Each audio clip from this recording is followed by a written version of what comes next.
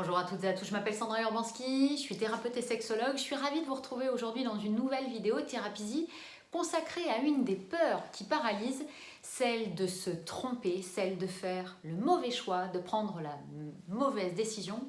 Vous connaissez? Alors allons-y, parlons-en et essayons ensemble de trouver des solutions pour que cette peur ne vous paralyse plus autant. Mal-être, peur, fuite des responsabilités, impossibilité de prendre une décision très rapidement ou même de la prendre sur le long terme, difficile pour vous de répondre à une question simple dès lors qu'il s'agit de choisir, d'opérer donc un choix, de donner votre point de vue. Vous connaissez, ça vous tiraille, ça vous paralyse, ça vous met dans des situations très compliquées.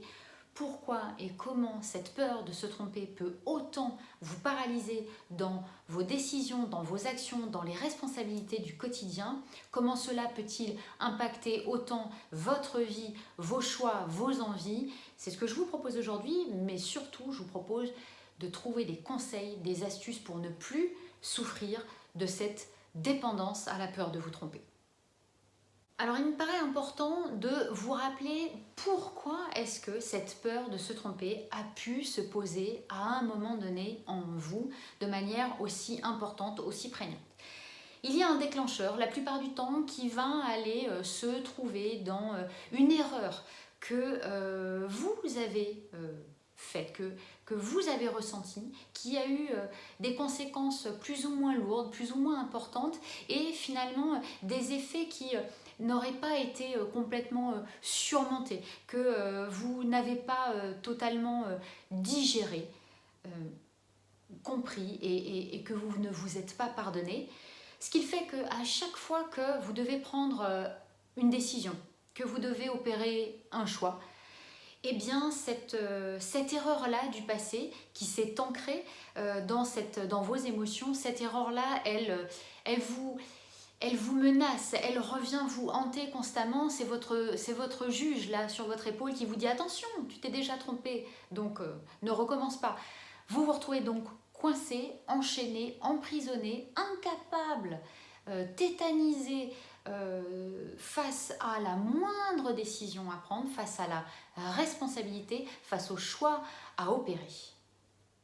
Donc votre cerveau, lui, il va vous alerter. Chaque fois que vous allez être confronté à un choix, à une responsabilité, à une décision à prendre, il va vous alerter parce qu'il va penser que vous êtes en danger puisque vous n'avez pas réussi à vous sortir d'une situation délicate ou à trouver une solution qui aurait dû pourtant être mise en place et que vous n'avez toujours pas digéré ça, et bien à chaque fois que vous aurez une décision ou un choix à opérer, il va vous alerter. Ce sera comme un petit juge là sur votre épaule qui va dire non, non, non, non, non, non, tu peux pas faire ça.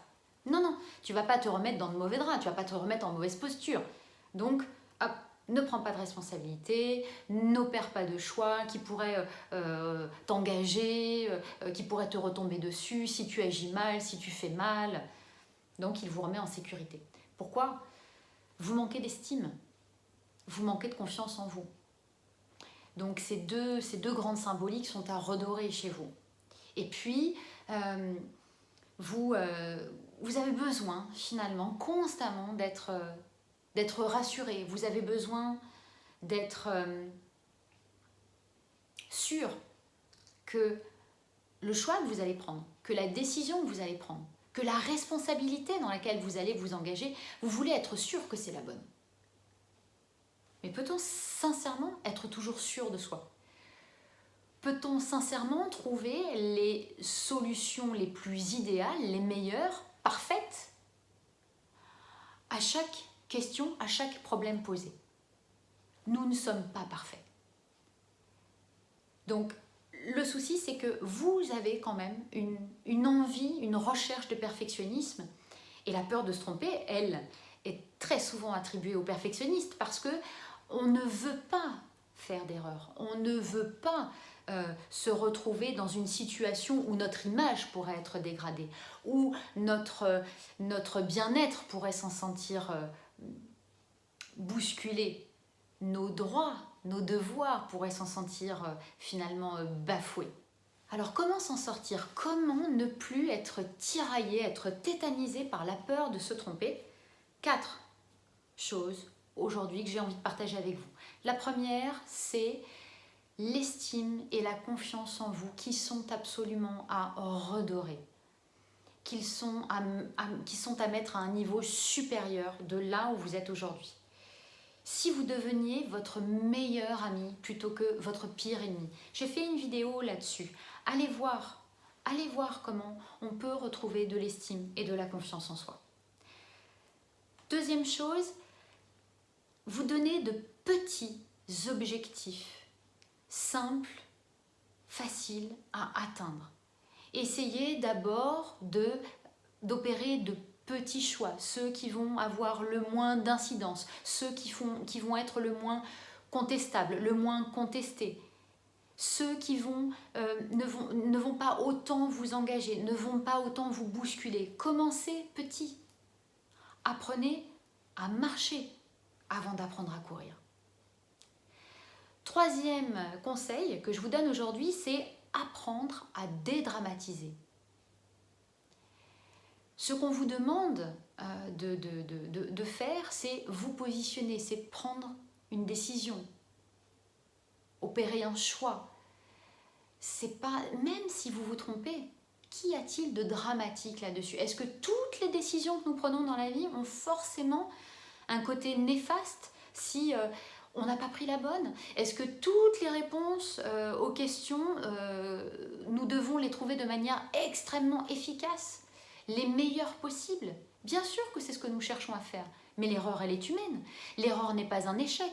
L'erreur, c'est un apprentissage. L'erreur, c'est une manière d'apprendre, justement, et de se dire, j'ai fait une erreur. Ça n'est pas grave, je peux recommencer. La prochaine fois, je ne me tromperai peut-être pas autant, ou je ne me tromperai peut-être plus à ce niveau-là, sur ce sujet-là. Soyez indulgent avec vous-même. Ne soyez pas trop exigeant. Lâchez votre perfectionnisme. Personne n'est parfait.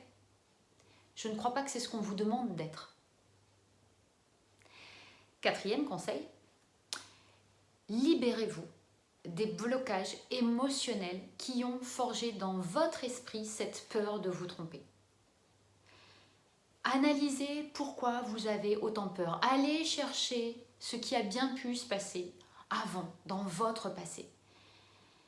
Si vous arrivez à analyser seul et si vous arrivez à vous sortir de ce blocage et de cette peur de se tromper, alors bravo, vous allez très vite sentir les effets positifs de cette avancée.